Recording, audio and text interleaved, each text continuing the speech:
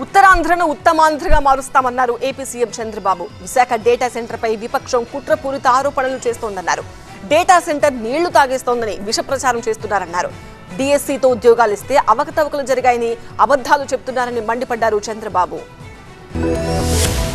Data center పై YCP విమర్శలకు counter ఇచ్చారు CM Chandrababu. Data centre అంటే తెలియని వాళ్లు కూడా విమర్శలు చేస్తున్నారని మండిపడ్డారు. అనకాపల్లి జిల్లా కోడూరు స్వర్ణాంధ్ర స్వచ్ఛాంధ్ర కార్యక్రమంలో పాల్గొన్న ముఖ్యమంత్రి విశాఖలో గూగుల్ డేటా సెంటర్ నిర్మాణం మొదలైందన్నారు.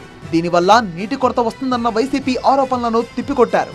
గూగుల్ డేటా సెంటర్ మీరు చూస్తే అది వస్తే బెంగళూరు కలవరపడింది. వేరే రాష్ట్రాలు ఆశ్చర్యపోయినాయి.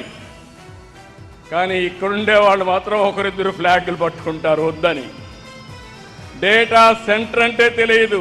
ఇంతవరకు డేటా సెంటర్ కన్స్ట్రక్షనే ప్రారంభం కాలేదు. నీళ్లు ఇంకిపోయినాయంట, తాగడానికి నీళ్లు లేవంట. అది మాకు వద్దంటారు. గత ప్రభుత్వం తీసుకొచ్చిన ల్యాండ్ టైటిలింగ్ యాక్ట్ వల్ల ప్రజలు తీవ్ర ఇబ్బందులు పడ్డారన్నారు చంద్రబాబు. వచ్చే మార్చి కల్లా 22A సమస్యను పరిష్కరిస్తామన్నారు. మన భూములన్నీ 22A కింద పెట్టారు, భూ కబ్జాలు చేశారు. ఈ సమస్య పరిష్కారం చేయడానికి నాకు 3 సంవత్సరాలు అవుతా ఉంది. ఇప్పటికి సగం అయింది, ఇంకా సగం కావాలి.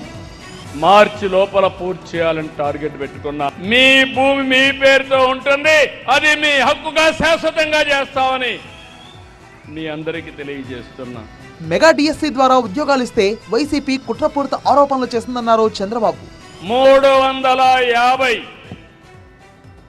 రిట్ పిటిషన్లు అన్ని డిస్పోజ్ చేసి అందరికీ ఉద్యోగాలు ఇచ్చాం. 1 సంవత్సరం తర్వాత వచ్చి ఆరోపణలు చేసే పరిస్థితికి వచ్చారు. ఇప్పుడు దాన్ని పవిత్రత దెబ్బతీయడానికి, అధ్యాపకులను అగౌరవపరచడానికి వాళ్ళు ఏదో తప్పు చేశారు, లేకపోతే మ్యానిపులేషన్ చేశారనే పరిస్థితికి వచ్చారు. విశాఖకు మించి అనకాపల్లికి పెట్టుబడులు తీసుకొస్తామన్నారు చంద్రబాబు.